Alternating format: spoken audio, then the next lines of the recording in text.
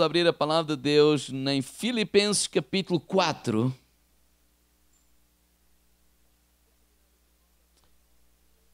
E o título da minha mensagem nesta manhã é Contentes. Diga ao irmão ao lado, contentes. Sorria para ele e diga assim, eu estou contente. Contentes. Diga, mas não conformados. Mas contentes. Filipenses capítulo 4, o apóstolo Paulo escreve à igreja de Filipos. E no versículo 11 ele diz assim, não digo isto por necessidade ou como por necessidade, porque já aprendi a contentar-me com o que tenho. Sei estar abatido e sei ter abundância em toda a maneira e em todas as coisas. Eu estou instruído tanto a ter fartura como a ter fome, tanto a ter abundância como a padecer necessidades. Posso todas as coisas em Cristo que me fortalece. Será que podemos ler todos juntos o versículo 13? Posso todas as coisas em Cristo que me fortalece. E claro que o versículo 13 está relacionado com o versículo 11 e com o versículo 12. A nossa atitude, ela é muito importante perante as circunstâncias da vida. Se é verdade que nós não podemos escolher, ou por vezes não escolhemos, ou a maior parte das vezes nós não escolhemos as circunstâncias pelas quais passamos. Porque a verdade é que nenhum de nós escolheu, não é, passar pelo Covid, não é, por uma pandemia. Nenhum ser humano escolheu isso, certamente. Mas a verdade é que nós podemos escolher a nossa atitude ao enfrentar as circunstâncias da vida. Podemos não escolher por aquilo que passamos, mas está na nossa mão escolher a atitude que nós vamos ter perante as circunstâncias da vida. E isso é nossa responsabilidade. Então, nós podemos enfrentar as circunstâncias da vida com muitas atitudes. Há atitudes que são erradas, há atitudes que são certas, há atitudes que são positivas, há atitudes que são negativas. E o apóstolo Paulo nos está aqui a instruir, a ensinar uma atitude correta, uma atitude positiva, uma atitude que o ajudou a ele, não é, a viver os momentos bons e os momentos maus, que o ajudou a ele nos tempos em que ele teve fartura e nos tempos em que ele teve necessidade, nos tempos em que tudo estava a correr bem e nos tempos em que tudo estava a correr mal.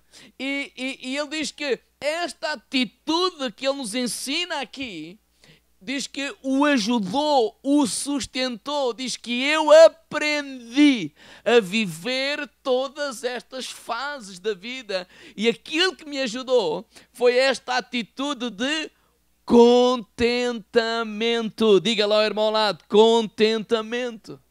Contentamento. Agora, contentamento não é conformismo, daí o título da mensagem ser contentes, mas não conformados. Contentes, mas não conformados, porque contentamento não é conformismo, não é? E o apóstolo Paulo é um grande exemplo de alguém que não se conformava com as circunstâncias. Contentamento significa agradecer a Deus pelo que eu tenho enquanto eu espero em fé o que vem a caminho. Contentamento é eu vou agradecer a Deus pelo que eu tenho enquanto eu creio em fé que há mais de Deus para a nossa vida. Porque se nós estamos vivos, se tu respiras o ar nesta terra, estás vivo, há mais de Deus para ti, independentemente daquilo que tu estejas a viver, independentemente das circunstâncias da vida, independentemente da fase da tua vida, há mais de Deus para a tua vida.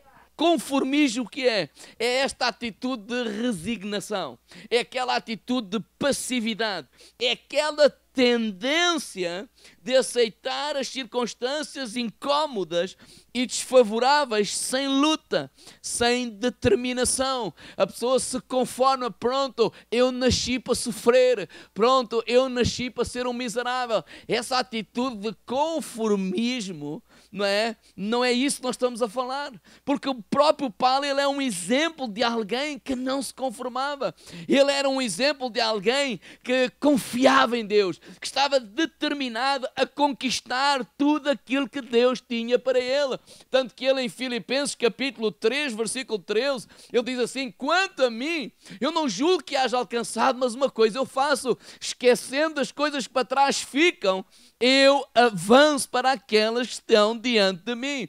Paulo é um exemplo de determinação. Paulo é um exemplo de seguir em frente. Paulo é um exemplo de alguém que está determinado a conquistar território para Jesus. É alguém que está determinado a caminhar em frente. É alguém que tem ousadia. É alguém que continua a crescer independentemente da idade e daquilo que ele já fez. Ele tem sempre esta atitude: eu vou continuar a crescer. Eu vou continuar a melhorar. Eu hoje vou ser melhor do que ontem. Eu vou me superar a mim mesmo. É alguém que de facto não se conformava. Mas foi este Paulo que falou sobre contentamento. Ele disse: olha, eu aprendi a contentar-me. Ter contentamento não significa, e ele isso aí é claro, que tudo vai correr bem. Ou seja, tudo às mil. Ou seja, estou contente. Porquê? Porque, olha, está tudo a correr bem. Maravilhoso. Olha, não tenho problemas, não tenho dificuldade, não tenho falta de dinheiro, não tenho falta de saúde, não tenho falta de nada. Então, olha, estou contente. Então quer dizer que quando tem alguma falta em alguma dessas áreas, ele já não está contente. Mas percebemos no versículo 11 e 12 que Paulo não está a falar desse contentamento, que depende das circunstâncias. Não, o contentamento que o apóstolo Paulo fala não depende das circunstâncias. Não depende se eu tenho muito dinheiro ou pouco dinheiro. Não depende se eu tenho saúde ou falta dela. Não depende da posição. Não depende das circunstâncias da vida. Não, é uma atitude no seu coração. Ele diz: eu aprendi a viver todas as fases, e ele é bem claro, ele leva ao oposto, a ter abundância ou a passar fome. Ele está a falar dos opostos, ele está a dizer assim: olha, nas duas circunstâncias eu já vivi, mas eu aprendi a contentar-me, ou seja, eu aprendi a viver com falta e eu aprendi a viver com abundância. Eu aprendi a contentar-me. Então o segredo está nesta atitude correta de enfrentar a vida com uma atitude de contentamento em todas as fases da nossa vida. Digo, irmão, não, todas as fases. Ou seja, entrar na zona de fé, ou seja, viver pela fé, crer em Deus, confiar em Deus, não significa que nós não vamos desfrutar de cada estação da nossa vida. Às vezes estamos tão focados em chegar ao destino que não desfrutamos, nem aprendemos, nem crescemos com a caminhada. A caminhada, ela é muito, muito, muito importante. Para quê? Para nós crescermos, aprendermos, desfrutarmos e nos prepararmos para aquilo que é o propósito e a vontade de Deus para a nossa vida. Então vamos aprender a desfrutar do caminho. E a minha mensagem é esta: quais são os perigos que nós corremos quando perdemos o contentamento? Porque se nós olharmos para a sociedade e se nós olharmos até para muitos cristãos, parece que andam sempre descontentes. E às vezes não tem a ver com falta. Eu olho para pessoas e às vezes é engraçado, para não dizer outra palavra. Se estão a comer peixe, apetecia-lhe carne. Se está calor, apetecia-lhe fresco. Se está fresco, refilam porque querem calor. Ou seja, parece que nunca nada está bem. Vivem uma vida a se queixar, a murmurar, uma vida de descontentamento. Então, quando nós perdemos esta atitude do contentamento, corremos vários perigos. Primeiro deles, primeiro ponto, insatisfação. Diga ao irmão ao lado, insatisfação. Eclesiastes capítulo 5, verso 10, diz assim: quem amar o dinheiro, jamais se fartará dele. E quem amar a abundância, nunca se fartará da renda. Também isto é vaidade. Vamos ler na versão o livro. Os irmãos podem olhar aqui para a frente. Diz assim: aquele que ama o dinheiro nunca tem o bastante. Nunca chega. Mas o que eu acho interessante é esta última parte. É uma loucura pensar que a riqueza traz. Diga, irmão, ao lado. É uma loucura pensar que a riqueza traz felicidade. Muitos loucos vivem no nosso meio. Porque a verdade é esta. Na prática, as pessoas acreditam, ou a grande maioria das pessoas acreditam, que o dinheiro é que nos vai trazer felicidade. Que as riquezas é que vai nos trazer felicidade. Que as coisas é que vai nos trazer felicidade. Quando uma pessoa perde o contentamento, cai num estado de permanente insatisfação. Vocês já repararam que a sociedade leva as pessoas a viver uma vida insatisfeita e então andam sempre a procurar o novo. Um novo destino, um novo restaurante, uma nova igreja, um novo marido, uma nova mulher, uma nova isto, uma nova aventura, uma nova viagem.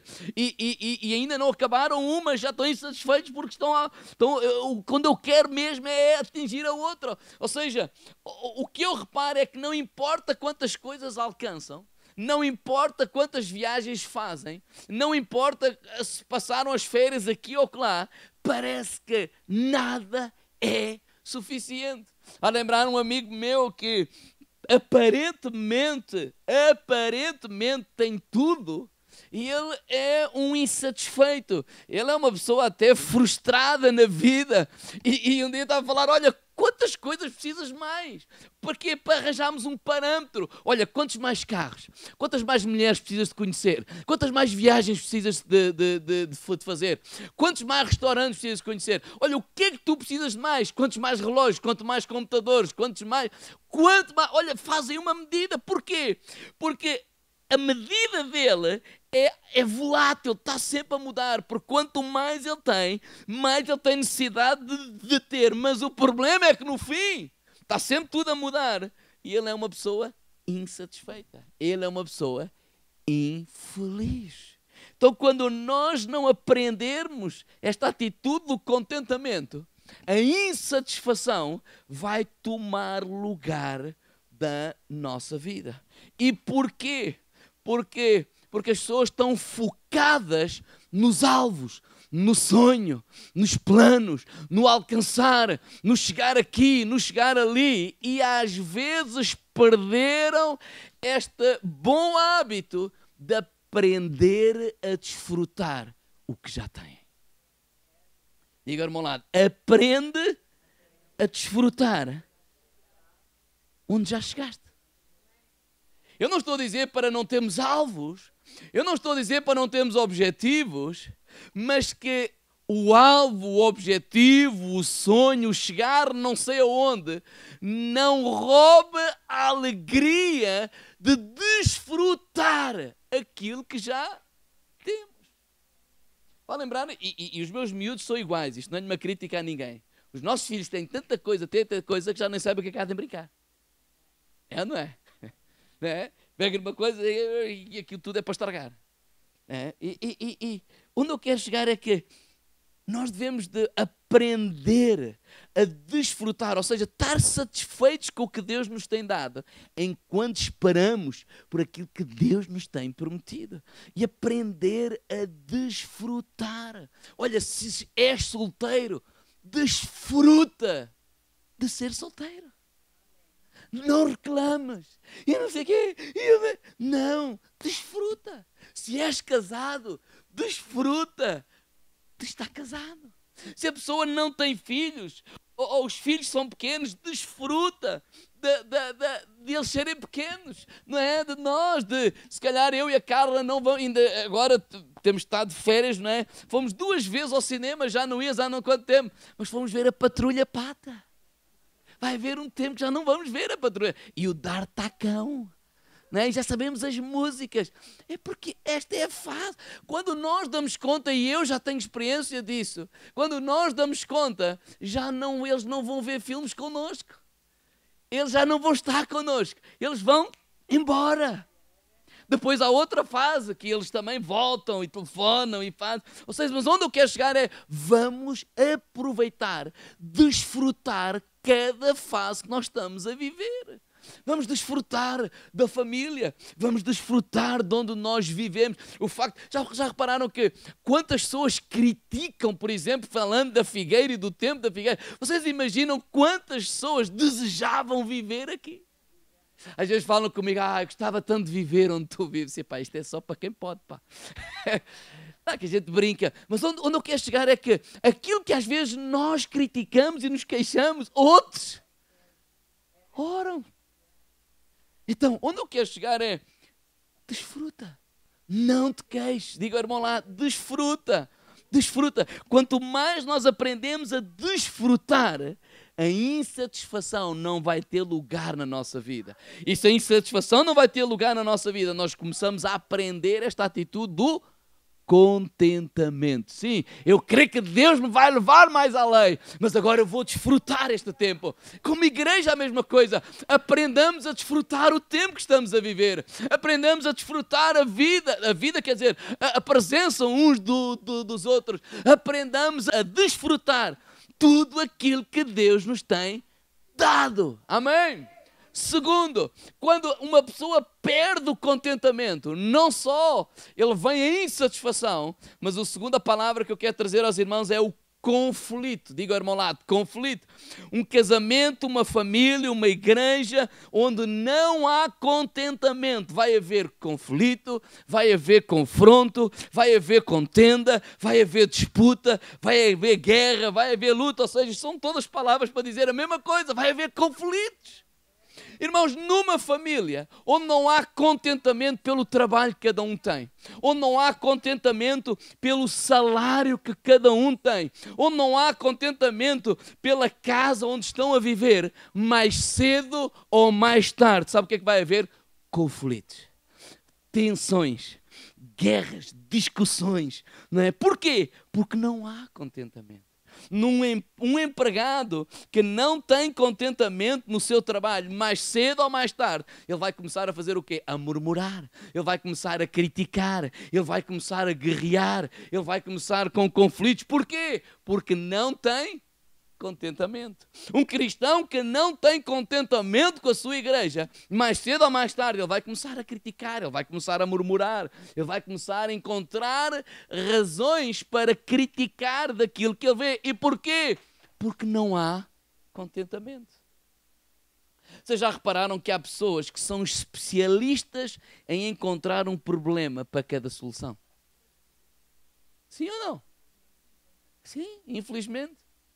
E porquê? Porque não têm contentamento. Nada agrada, nada satisfaz, não importa o que façamos, sempre vão encontrar razões para criticar, porque não têm contentamento. Não aprenderam a desfrutar cada etapa e cada estação, cada momento da sua vida. São pessoas conflituosas por excelência. E o problema dessas pessoas que eles não aprenderam a desfrutar e não permitem que outros desfrutem daquilo que Deus está a fazer. Como é que nós ultrapassamos isso? Vamos lá abrir a palavra de Deus em 1 Tessalonicenses capítulo 5, verso 18. 1 Tessalonicenses 5, verso 18. A palavra de Deus diz o seguinte: em tudo dai graças, porque esta é a vontade de Deus em Cristo Jesus para convosco. Olha a versão, a mensagem. Eu vou ler 2 versículos atrás. Versículo 16. Sejam alegres em qualquer situação. Oh, irmãos, sejam alegres em qualquer situação. Qualquer situação. O apóstolo Paulo, o que é que ele falou? Eu aprendi o contentamento no tempo bom, no tempo mau, no tempo de fome, no tempo de fartura, em qualquer circunstância.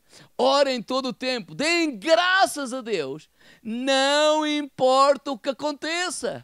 E é como Deus quer que vocês que permanecem a Cristo Jesus vivam neste mundo. Como é que Deus quer que nós vivamos neste mundo? Com o coração agradecidos. Ele diz assim: deem graças a Deus, não importa o que aconteça. Independentemente da fase que nós estamos a viver, deem graças. E quando nós aprendemos a fazer isso, nós vamos então capturar esta atitude de contentamento que não depende das circunstâncias. Na Bíblia Viva diz assim ainda, 1 Tessalonicenses capítulo 5, 18: sejam sempre agradecidos, haja o que houver. Sejam sempre agradecidos, haja o que houver, porque esta é a vontade de Deus para com vocês que permanecem em Cristo Jesus. Ou seja, ele está-nos a dizer assim, Paulo está a dizer assim, olha, a maneira como Deus quer, a maneira como Deus nos instrui a viver é com um coração agradecido. No tempo bom, um coração agradecido. No tempo menos bom, um coração agradecido. No tempo mau, um coração agradecido. Isso vai nos ajudar a quê? A ter esta atitude de contentamento. Contentamento. Se nós formos mais agradecidos, nós vamos ter menos tensões e menos conflitos em casa. Se não podemos comer bife, agora só podemos comer sopa, pois glória a Deus por essa sopa. Que sejamos alegres. Porque quando nós começamos, há o ditado popular, não é? Numa casa onde não há pão, todos ralham e ninguém tem razão. Não adianta nada. Não adianta nada quando nós não somos agradecidos por aquilo que Deus nos deu, agradecidos pela família. Agora não estou a falar sobre desfrutar, estou a falar sobre agradecer, ter este coração agradecido. Agradecidos pela casa, agradecidos pelo carro. Ai, pastor, mas eu não tenho carro. Então agradeço a Deus que tem 2 pernas e pode caminhar. E às vezes quando dizemos isso, ai, o pastor está a brincar. Não, não estou a brincar. Nós temos uma atitude de agradecimento. Vocês já repararam que muitas das coisas que muitos se queixam e muitos se desvalorizam hoje, no passado foram motivo de oração, foram motivo de jejum, foram motivo de clamor a Deus, foram motivo de 2 ou 3 concordarem e orarem e clamarem ao Senhor, e hoje estamos a desprezar isso? Não. Pastor, mas eu não quero ficar por aqui, eu quero ir mais além. Então eu estou-vos a ensinar como é que nós vamos fazer. Nós colocamos sempre os olhos mais além, mas aprendemos a desfrutar o agora e ser agradecidos. Obrigado, Senhor, porque quem me trouxe até ao dia de hoje foste Tu, e eu vou-te dar graças, eu vou-te honrar, vou-te agradecer, vou reconhecer isso, porque és Tu que me vais levar mais além. Esta atitude de agradecimento, agradecimento. Quantas pessoas se queixam por uma família onde outros oram por uma família? Quantas pessoas se queixam da igreja, e não é preciso ir para a África ou para o mundo inteiro, há lugares nesta nação, nossa, Portugal, onde pessoas oram e clamam ao Senhor por uma igreja. Então vamos agradecer a Deus. Às vezes no mesmo lugar onde pessoas criticam, porquê? Porque apenas veem os defeitos, apenas veem as coisas negativas e não conseguem olhar para as coisas positivas e dizer graças, Senhor, graças, Senhor. Ainda alguém me dizia a semana passada em Caldas que agora encontrei uma igreja que eu tenho orgulho, tenho prazer. Eu digo a toda a gente que esta é a minha casa, eu tenho prazer em estar aqui, é a minha casa, sinto-me em casa. E eu estava a pensar depois, durante a semana, como é que é possível às vezes no mesmo lugar umas pessoas dizem isto, têm essa atitude, e outras têm uma atitude completamente ao contrário. Diga ao irmão lá, de contentamento. Contentamento, contentamento. Vamos parar de procurar motivos para nos queixarmos e vamos encontrar razões para dar graças e ser agradecidos. Irmãos, queixarmos do ano 2020 não melhora o 2021. Queixarmos do que aconteceu nestes primeiros 6 meses de 2021 não vai melhorar o resto do ano, muito menos o 2022 será melhor. Não, essa atitude é errada. Então dá graças a Deus por aquilo que tu tens, enquanto esperas aquilo que Deus te tem prometido, aquilo que Deus tem trazido palavras, aquilo que é a promessa de Deus. Mas enquanto esperamos, enquanto caminhamos em espera, em fé, em confiança, vamos dar graças a Deus por aquilo que nós temos. Vamos dar graças a Deus. Dá graças a Deus pela tua esposa. Dá graças a Deus pela tua família. Dá graças a Deus pelos teus filhos. Irmãos, às vezes, eu falo por mim, às vezes a gente está tão cansado, às vezes, porque os miúdos são o quê? São miúdos. Né? E às vezes, quantas pessoas choram, clamam, porque não conseguem ter filhos? Vamos parar de nos queixarmos. Vamos parar. Eu quando estava a ver, agora um dia destes, um documentário sobre o pior inimigo de África e da humanidade, e eles falaram que era o mosquito, porque levava muitas doenças, inclusive malária e não sei o quê, e realmente, como é país de ser mundo, etc., não é? O Covid em 2 anos ou 1 ano e tal desenvolveram uma vacina, mas para a malária ainda não o fizeram, não é? Desenvolveram um medicamento e tal, mas que morre, comparado com o Covid, morre milhares e milhares e milhares. E eu não estou a desvalorizar nada disso de Covid, pelo contrário. Eu estava a falar que a ver como é que aquelas pessoas viviam, etc., e realmente nós não podemos nos queixar. É pecado nos queixarmos.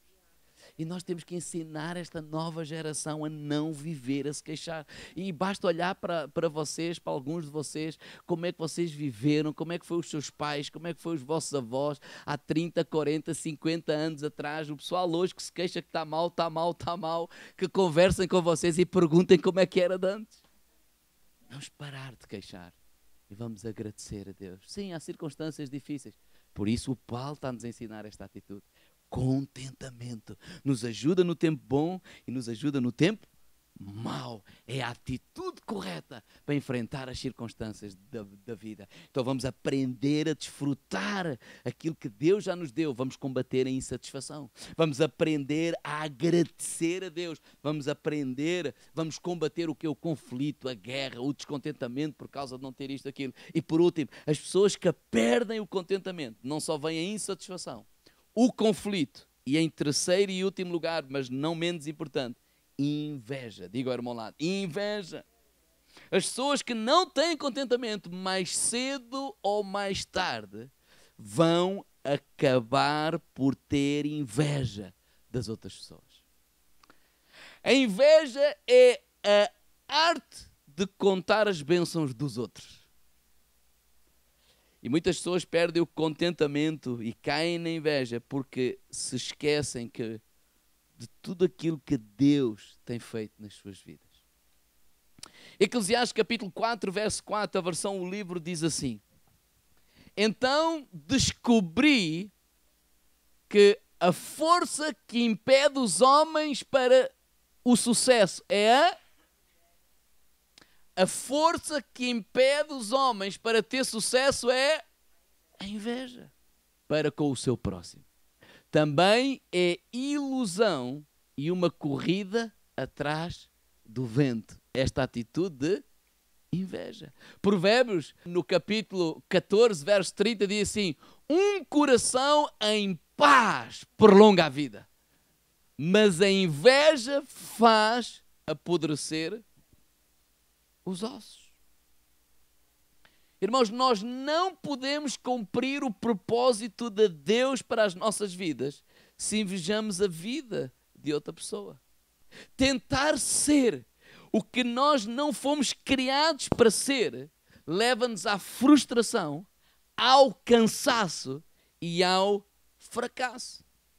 Rick Warren, ele diz assim: como seres humanos, naturalmente nós interessamos-nos pela vida dos outros. Isso faz parte da nossa constituição. nós somos fascinados pela aparência deles, o modo de agir, falar, viver, observamos o que eles vestem, o que fazem, o que possuem, e isso é natural do ser humano, isso até nos inspira.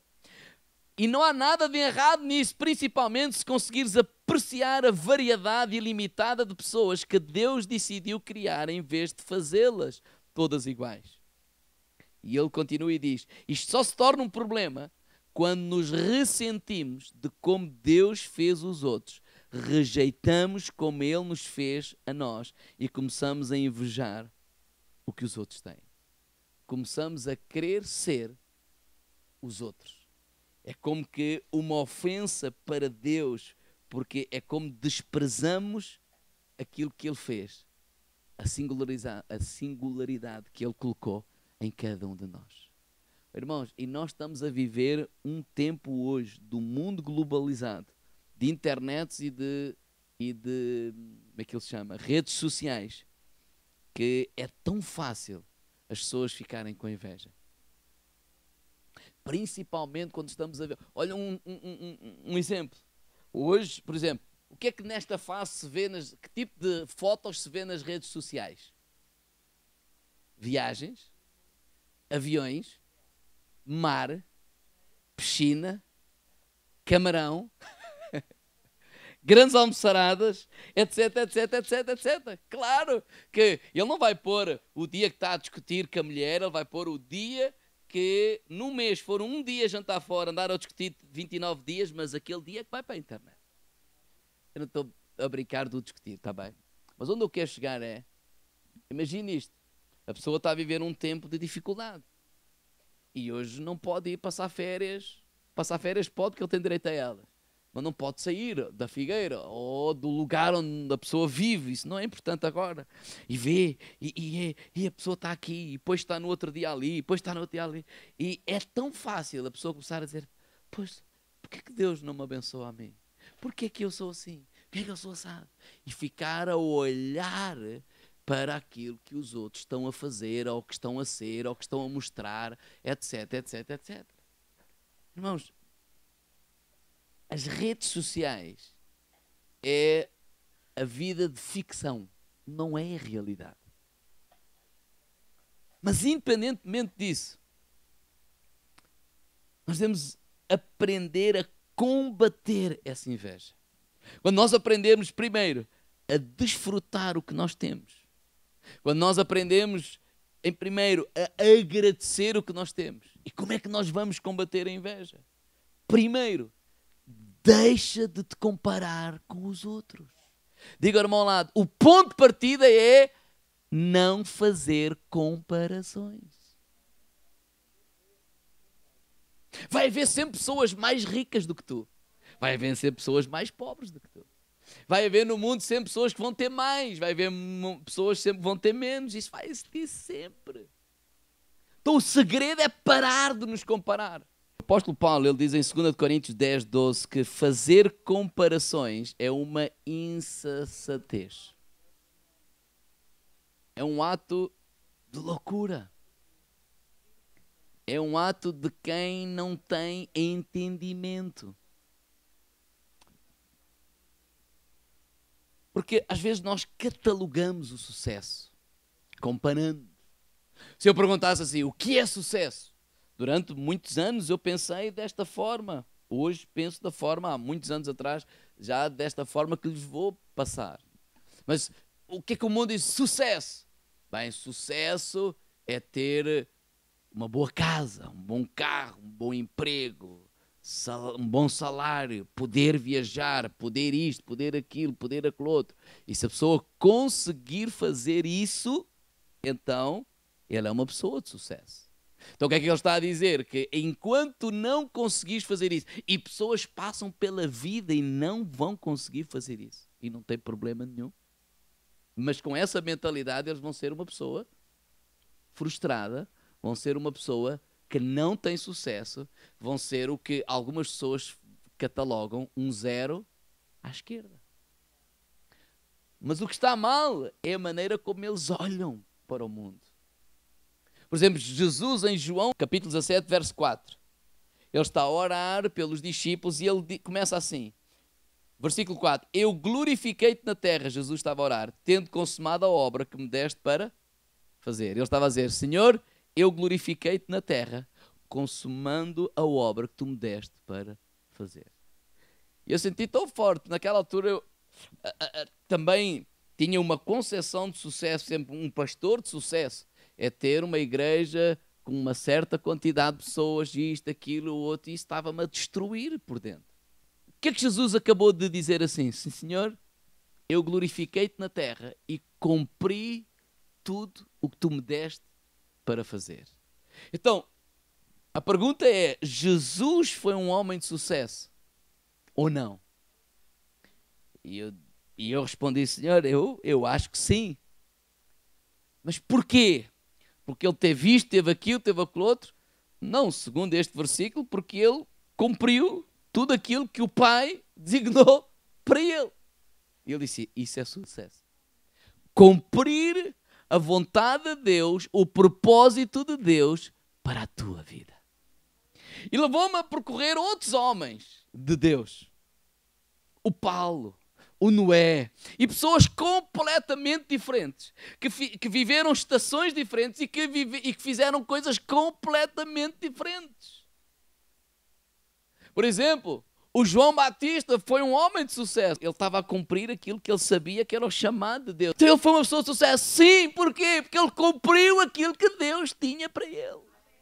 Então sucesso não é imitar o A, B, C ou D. Sucesso não é eu ter isto ou ter aquilo porque o A, B, C ou D tem. Sucesso é eu cumprir, estar consciente que eu estou a cumprir a vontade de Deus para a minha vida. Isto parece tão simples, mas às vezes parece que é tão complicado. Porque as pessoas apontam o dedo. Por exemplo, olhando para os presidentes de Câmara, vamos ter eleições um dia destes, não é? Agora em setembro. Não é? Nem toda a gente tem que ser presidente da Câmara de Lisboa. E quem é que vai ser da Figueira? E quem é que vai ser do interior? E quem é que vai ser daquelas câmaras que são pequeninas? Então quem é o presidente da Câmara de uma Câmara pequenina é uma pessoa de insucesso, porque sucesso é ser presidente da Câmara de Lisboa. E os outros? Não, sucesso é ir lá para esse lugar escondido ou longínquo, ou estar no lugar que é a capital e servir as pessoas, e amar as pessoas, e tomar decisões que vão beneficiar as pessoas, vão beneficiar aquelas cidades, vão melhorar e aumentar o sucesso daquela gente, sim ou não? Então nós não podemos fazer comparações com... Isso é loucura. Comparar números é loucura. É insensatez. Irmãos, deixa-me dar-te um conselho. Se veres o Instagram, quem os vê, os mais novos, ou seja quem for, isto não te faz bem, então deixa de ver, deixa de seguir o A, deixa de seguir o B, deixa de seguir o C. Há uns anos atrás eu fiz uma coisa, a mega igrejas eu no Instagram não as sigo. Não é porque elas estão mal, elas estão bem. Mas cada vez que eu via algumas coisas, fazia-me sentir mal. Eu sou tão pequenino. Assim, não, eu não tenho que ficar calma. Eu tenho que ficar agradecido por aquilo que Deus está a fazer. Eu tenho que estar contente pelo lugar. Então, se para mim melhor é não ver, então eu não vejo. Ponto. Não sei porque eu não posso fazer comparações com coisas que não são comparáveis. Isso é loucura. Então para de fazer comparações. Corre a tua corrida. Sê o melhor tu para sim. Queres ser o melhor? Sim, o melhor de ti próprio. Se hoje fizeste algo, que amanhã sejas um bocadinho melhor. E amanhã sejas um bocadinho melhor. Não é melhor que ninguém, é melhor que ti mesmo. Possas te superar a ti mesmo. Queremos vencer a inveja. Segundo, celebra a bondade de Deus na vida das outras pessoas. Romanos 12:15. Alegrai-vos com os que se alegram e chorai com os que choram. E chorai com os que choram. Parece que é mais fácil. Não vamos apenas chorar com os que choram. Não vamos apenas ser solidários com aqueles que passaram e estão a passar por necessidade. Devemos o fazer. Mas vamos também aprender a nos alegrar com aqueles que se estão alegres. Aprender a agradecer a Deus com a vitória dos outros. Irmãos, quando é que foi a última vez que tu te levantaste e louvaste a Deus por aquilo que Deus estava a fazer na vida daquela pessoa, da outra pessoa, do outro irmão? Principalmente quando nós estamos a viver tempos opostos. Por exemplo, a gente está a lutar por uma área que ainda não está a conseguir, estamos a viver o tal tempo de fome e tal, e nós nos levantamos, Senhor, obrigado, Senhor, pela forma que estás a abençoar o irmão tal, pelo carro novo que ele comprou, tu és bom, tu és maravilhoso, eu te louvo pela vitória que estás dando a ele. Celebrar a bondade de Deus. Enquanto nós não aprendermos a celebrar a bondade de Deus na vida dos outros, nós não temos contentamento na nossa vida. A promoção dos nossos colegas. Alguém foi promovido na nossa empresa e nós não. Obrigado, Senhor. Oh, te louvo por aquilo que aconteceu na vida daquela pessoa. É contra aquilo que é natural, mas é isso que o apóstolo Paulo nos está a ensinar. E por último, ser agradecido por quem tu és e por qualquer coisa que tenhas feito. No fundo, estou a retirar algo que já disse, mas que eu quero terminar dizendo isso mesmo. A inveja baseia-se neste mito popular que já lemos, eu vou repetir, Eclesiastes 5:10. É uma loucura pensar que as riquezas trazem felicidade. Irmãos, ser feliz é uma decisão. Ouçam o que eu vou dizer. Ser feliz é uma... Tu és tão feliz quanto decides ser. Se não consegues ser feliz com o que possuis, nunca vais ser feliz com mais. Claro que eu não estou a dizer que a gente não deve ter coisas, pelo contrário. Mas quantas pessoas que têm aparentemente tudo o que tu possas imaginar, e quando conversamos com elas, são pessoas extremamente infelizes, extremamente insatisfeitas, extremamente angustiadas. Então, Eclesiastes 6:9, nova tradução, linguagem hoje, é muito melhor ficar satisfeito com o que tem do que estar sempre querendo mais. E quando ele está a falar isto, é ter sonhos ambiciosos, desejar ser melhor, ter alvos de fé, são coisas boas. Se vêm de Deus, se beneficiam os outros, se são conquistados pela fé para a glória de Deus, diga ao irmão lá, são coisas boas. Esta atitude que o apóstolo Paulo nos ensina de contentamento, em que eu vou agradecer a Deus por aquilo que eu tenho, em que eu vou desfrutar aquilo que eu tenho, em que eu vou celebrar aquilo que os outros têm, para que a inveja, a insatisfação e o conflito não tomem lugar na nossa vida. Mas esta atitude de contentamento. O apóstolo Paulo disse, olha, eu aprendi. É alguma coisa que aprendemos. É alguma coisa que não nascemos assim. Nós nascemos quase descontentes. A gente vê para os miúdos, têm isto, querem aquilo, têm aquilo, querem aquilo outro. É alguma coisa que nós temos que aprender. Aprender aqui, a ser gratos. É alguma coisa que nós temos que aprender a desfrutar aquilo que nós temos. É alguma coisa que nós temos que aprender a agradecer a Deus pela vitória que Deus dá aos outros. Isso é para todos. Quando nós olhamos para outras igrejas e se estão a crescer e estão a ter salvações e estão a ter isso e têm 10 vezes mais, 20 vezes mais, 30 vezes mais que nós, dizer, Deus, obrigado.